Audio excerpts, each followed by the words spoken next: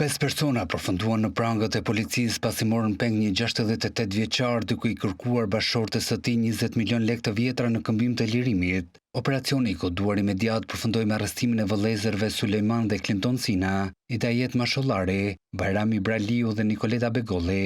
Policia e Tiranës tha se pengmarrja u regjistrua të martën ku të arrestuarit morën me forcë në automjet 68 vjeçarin në rrugën George Bush në kryeqytet dhe më pas e mbajtën peng në një banesë të braktisur në fshatin Kakujnë, në dalje të Tiranës drejt Elbasanit. Të arrestuarit kanë telefonuar bashkëshorten e tij duke i kërkuar shumën prej 2 milion lekësh të rinj. Kjo shumë i është dorëzuar shtetasit Bajrami Braliu në zonën e Saukut. 5 orë më vonë, policia ka zbardhur ngjarjen dhe ka arrestuar të rinjtë dhe ka sekuestruar një pjesë të konsiderueshme të parave.